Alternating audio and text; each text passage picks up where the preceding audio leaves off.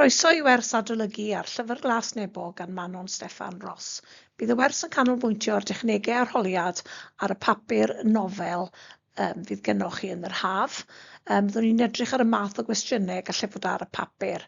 Nawr, mae'n syniad o bosib i chi gael darn o bapur a beiro gyda chi i wneud ychydig o nodiadau fel un ni'n mynd trwy'r sleidiau. Trwy edrych ar y fanyleb ei hun. Nawr, mae'r arholiad y nofel yn arholiad awr a hanner sy'n cyfri am 30% o'r cymhwyster os chi'n gwneud gradd unigol, ond os chi'n gwneud dwyradd 15% ydi o. Ac os edrychwch chi wedyn ar y blwch glas, dyma beth sydd yn ofynnol i wneud yn yr uned. Gwerthfawrogi cynnwys, themau, plot a chymeriad. Arddull ydy'r pwynt 2, cyflwyno ymateb personol a chreadigol ydy'r trydydd, a ysgrifennu'n glir ac yn ddealladwy ydy'r pedwerydd. Fanyleb fan hyn mewn ychydig mwy o fanylder, ac os edrychwch chi ar y tabl ar y dde, beth sydd gyda chi ydy'r pethau dwi newydd enwi yn y golofn gyntaf, ac wedyn yn yr ail golofn, mae'n sôn yn fanylach ynglyn â beth sydd angen i'w gwneud o ran y cynnwys themau, plot, cymeriad, arddull, ymateb personol. Byddwn ni'n mynd drwy'r pwyntiau hynna yn ystod y cyflwyniad hwn.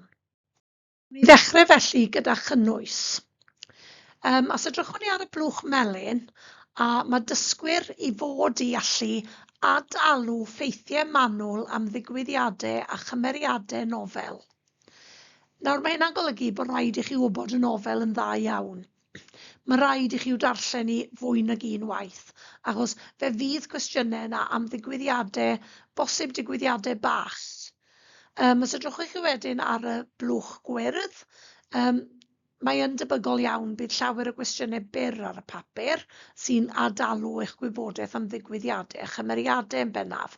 Gallech chi gael cwestiynau un ateb, cwestiynau lle falle bydd angen i chi sgwennu paragraff bach, cwestiynau amlddewis, cwestiynau lle disgwylir i chi gysylltu pethau ei gilydd, bosib dyfyniad gyda chymeriad, a wedyn gallwch chi gael cwestiwn rhoi digwyddiadau mewn trefn. Mae'n bosib hefyd gallwch chi gael math arall o gwestiwn. Nawr, i ni'n mynd i fynd nesaf i gael chydig o enghreifftiau o gwestiynau ar Llyfr Glas Nebo, felly tynnwch eich papur a'ch beiro allan fel bod chi yn trio ateb y cwestiynau. Dyma rai enghreifftiau o gwestiynau byr. Nodwch yr ateb i lawr ar eich papur. Beth oedd oed Siôn pan ddigwyddodd y terfyn? Awn ni at yr ail gwestiwn. Nodwch 4 peth mae'r Rowena yn cael yn Tesco ar ôl i'r bomiau ddisgyn yn America.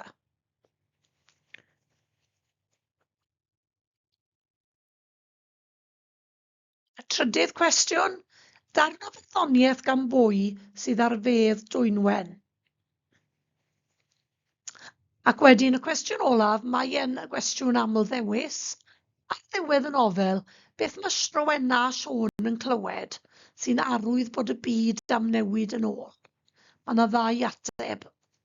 Bomiau, hofrennydd, pobl yn chwerthin yn y pentref, ceir heddlu. Pa 2 beth maen nhw'n ei clywed sy'n arwydd bod y byd am newid yn ôl? Felly edrychwn ni nawr ar yr atebion. Felly y cwestiwn cyntaf oedd beth oedd oed Siôn pan ddigwyddodd y terfyn? Wel, mi roedd Siôn yn 6 oed. Oedd yr ail gwestiwn yn gofyn am 4 peth nath Rowena eu cael yn Tesco ar ôl i'r bomiau ddisgyn yn America. Gafodd hi chickpeas, ffa, pearl barley, reis a thabledi lladd poen. A yna 5 peth fanna oedd y cwestiwn yn gofyn i chi restru 4 peth. Y trydydd cwestiwn, darn o farddoniaeth gan bwy sydd ar fedd Dwynwen? A'r ateb yw T.H. Parry Williams. A'r cwestiwn olaf oedd, beth mae Rowena a Siôn yn clywed sy'n arwydd bod y byd am newid yn ôl ar ddiwedd y nofel? Maen nhw'n clywed hofrennydd a cheir heddlu. Fwy o gwestiynau nawr i chi i'w ateb ar eich darn papur. Felly'r cwestiwn gyntaf, rhowch y digwyddiadau hyn mewn trefn o ran beth mae Rowena'n ei wneud pan mae'r bomiau'n disgyn yn America. Nawr, mae'n wneud y 4 peth sydd fan hyn, sef mynd i B&Q, mynd i Spar, argraffu deunyddiau'r we a mynd i Tesco. Rhowch rhywun mewn trefn, be mae'n ei gyntaf, ail, trydydd a phedwerydd.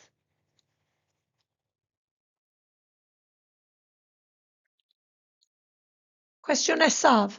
Enwch y 3 peth mae Rowena a Siôn a Mr a Mrs Thorpe yn ei gweld dod o Wylfa sy'n achosi iddynt redeg yn ôl i'w tai.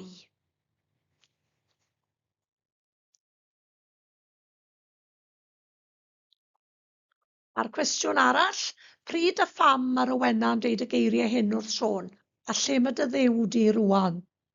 Pryd ych chi'n cofio Rowena yn dweud hynna wrth Siôn?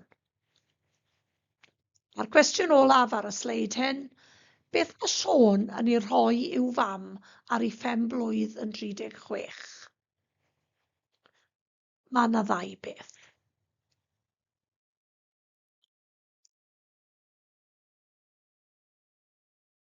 Felly dyma'r atebion. Rhowch y digwyddiadau hyn mewn trefn o ran beth mae Rowena'n ei wneud pan mae'r bomiau yn disgyn yn America. A'r peth cyntaf mae'n wneud i mynd i Tesco, wedyn mae'n mynd i B&Q, wedyn mae'n mynd i Spar i gael ffredos i Siôn, ac wedyn mae'n argraffu gwahanol ddeunyddiau o'r we. Cwestiwn nesaf wedyn, enwch y 3 pheth mae Rowena a Siôn a Mr a Mrs Thorpe yn ei gweld clywed yn dod o Wylfa sydd yn achosi iddynt redeg yn ôl i'w tai. Y 3 pheth ydy gwlithod, cwmwl o adar a tharan. Pryd a pham mae Rowena yn deud y geiriau hyn wrth Siôn? A lle mae dy ddew di rwan? Ar ôl marwolaeth Dwynwen, wrth gwrs, mae Rowena'n torri ei chalon a dyw hi methu deall pam fes y Duw yn gwneud hyn iddyn nhw. Pam fydde Duw yn rhoi nhw trwy'r fath boen. A be mae Siôn yn ei rhoi i'w fam ar ei 5 blwydd yn 36? Wel, mae'n rhoi carden 5 blwydd 6 oed iddi a chwningen i'w bwyta. Symudwn ni ymlaen felly at themau. Mae'n bosib iawn y gewch chi gwestiwn ar thema neu themau, felly dwi eisiau chi nawr i nodi lawr pa themau i chi'n gweld yn y nofel. Nodwch cymaint o themau a chi'n gallu gwneud.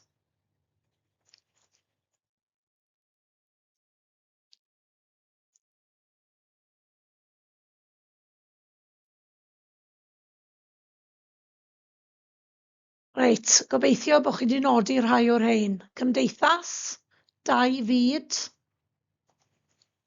crefydd, cariad, perthynas, ofn, llygredd, caredigrwydd, salwch a marwolaeth.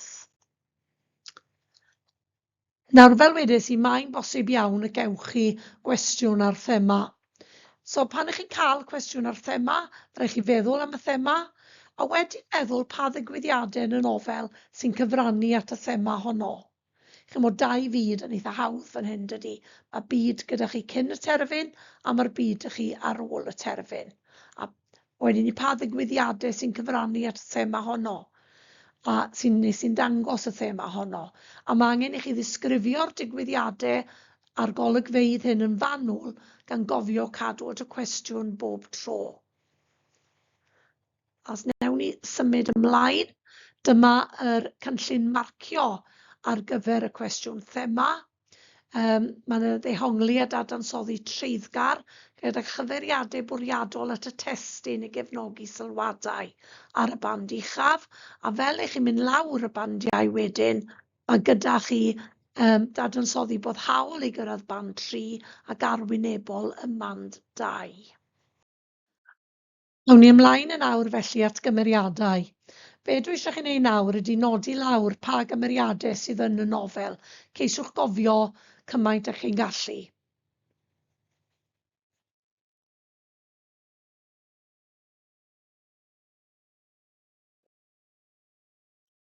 A gobeithio eich bod wedi nodi'r canlynol.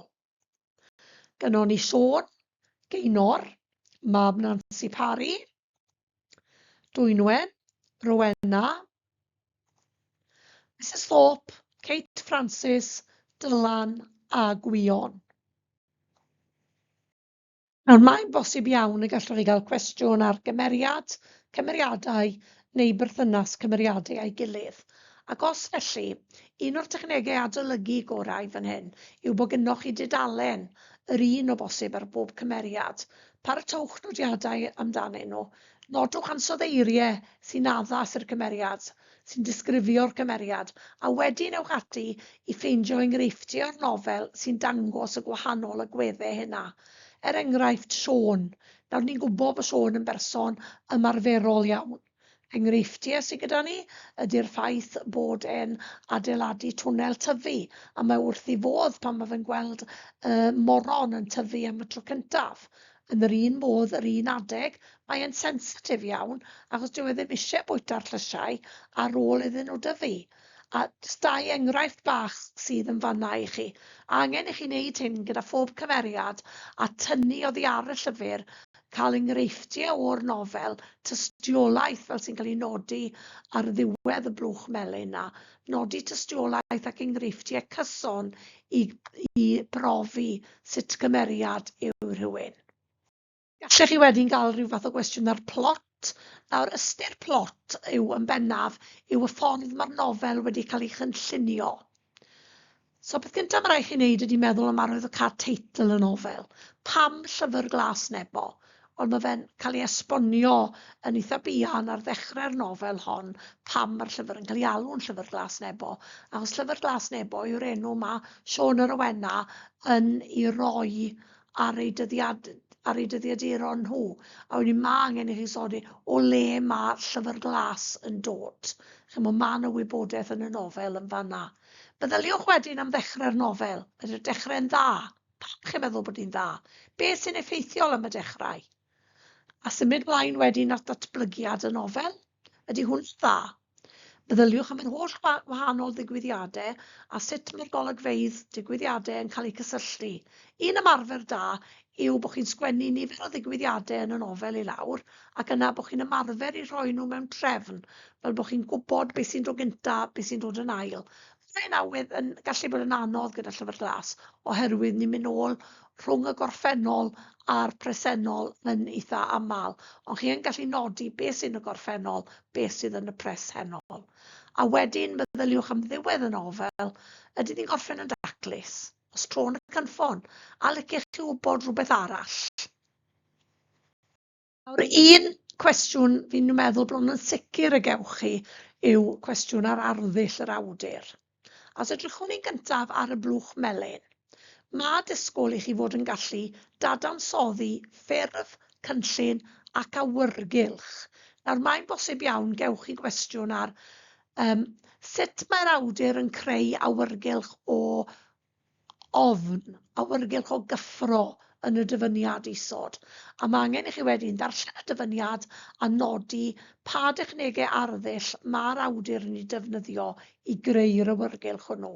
Pwrpas cwestiwn arddull yw eich bod chi yn defnyddio termau beirniadaeth lenyddol fel sy'n cael ei nodi yn y bwled, ym mhwynt bwled olaf fan hyn, a bod chi'n defnyddio rheina ac felly wedyn ni yn ei trafod.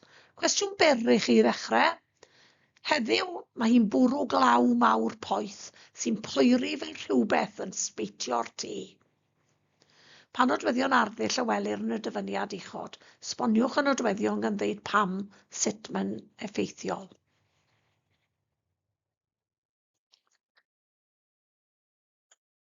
Nawr, heddiw mae'n bwrw glaw mawr poeth. Dych chi ansoddeiriau fanna sy'n poeri. Gallech chi ddweud bod hwnna, mae'n berfenw, gallech chi ddweud bod e'n drosiad. Glaw mawr poeth yn poeri, fel petai yn sbeitio'r tŷ, eto yn drosiad yn fanna. A wedyn byddai rhaid chi nodi pam mae hwnna yn effeithiol. Gallwch chi gael darn mwy hir. Pan chi cael y darn hir mae'r papur arholiad, beth ddylech chi fod yn gwneud yw tanlinellu neu uwcholeuo unrhyw nodweddion arddull chi'n gweld, a wedyn penderfynwch pa rai chi'n mynd i drafod yn eich ateb chi. Sy'n angen trafod pob un, Trafodwch o bosib y rhai i chi'n gwybod i chi gallu trafod. Rhai chi'n ei deall. Y rhai chi'n gwybod chi ddweud rhywbeth yn amdanyn nhw. Newn ni ddarllen hwn nawr, a dwi wedi wneud y gwaith o uwcholeuo i chi, ond nodwch chi lawr beth yw'r nodweddion arddull hyn. Tryndod a rhio, taran fwyaf byd, rhywbeth blin yn llenwi'r byd, rhywbeth yn sgrechian, rhywbeth yn marw. Dwi'n meddwl mai dim ond rhyw funud nath y bara, ond efallai fod wedi bod yn hirach neu'n fyrach. Lun araf nath o, tawelu bob yn dipyn, ac bod y sŵn wedi dod o bob man, wedi llenwi'r aer a'r ddeiar a'n hesgyrn, gwyddai'r 4 ohonom ni o bagafeiriad y daith y twrw. I fanno roedd y 4 ohonom ni'n syllu. Môn. Ac wedyn bydde angen i chi esbonio a thrafod pa mor effeithiol yw'r nodweddion arddull hyn. Ac fel chi'n gweld fan hyn, mae ydych chi ansoddeiriau, mae ydych chi fan hyn rhywbeth blin, mae'n daran fwyaf byd. Mae gennych chi frawddegau byr, cryndod a rhio, taran fwyaf byd, môn. Pam mae fe'n effeithiol bod Manon Steffan Ross yn defnyddio brawddegau byr fan hyn? Berfenwau, tipyn o ferfenwau fan hyn, rhio, hylu, tawelu. Angen esbonio reina beth Manon Ross ceisio ei gyfleu. A wedyn mae'r rhestru dych chi. Y sŵn wedi dod o bob man wedi llenwi'r aer, a'r ddeiar a'n hesgyrn. Ac wedyn ni, mae'r enghraifft i chi fan hyn o sut mae'r arddull yn cael ei farcio, y band uchaf, dehongli neuddfed, dadansoddi'n dreiddgar, wedyn boddhaol ac wedyn syml. Wel, chi'n mynd i gael cwestiwn ma'n siŵr ar gyflwyno ymateb personol a chreadigol i nofel. Gallwch chi gael cwestiwn lle bydd angen i chi sgwennu dyddiadur, sgwennu ymson neu sgwennu lythyr. Nawr, adnabyddiaeth o'r cymeriad maen nhw'n chwilio amdano fan hyn. Enghraifft, sgwennwch ddyddiadur Siôn yn noson mae Dwynwen yn marw. Y ddau beth bwysig i ni'n edrych amdanyn nhw ydy eich bod chi'n cyfeirio ddigwyddiadau perthnasol o'r nofel, dangos dealltwriaeth o'r cynnwys hynny yw, ond hefyd bod chi'n cyfleu teimladau'r cymeriad ac ymateb i'r digwyddiadau. Nawr meddyliwch chi nawr, sut fydde Siôn yn teimlo y noson mae Dwynwen yn marw? Nawr, yn amlwg fe fydde fe yn torri i galon, bydde fe'n hynod o drist am ei fod e mor agos at ei chwaer ac yn cofio'r adegau da ond wedi treulio gyda'i gilydd. Chymod, oedd e'n darllen iddi, oedd e'n canu iddi, oedd e'n mynd â hi i weld gwdig, nifer fawr o olygfeydd hyfryd yn y nofel sy'n darlunio eu perthynas nhw. Mae e'n flin, mae e'n chwerw am ei fod wedi colli chwaer. Mae'n grac iawn ac yn flin gyda'i fam am ei bod hi wedi bod yn gas iddo fe a chwestiynu Duw. Ac wedyn ni, mae'n siŵr y bydde fe yn poeni ynglyn â sut fyddant yn ymdopi heb Dwynwen.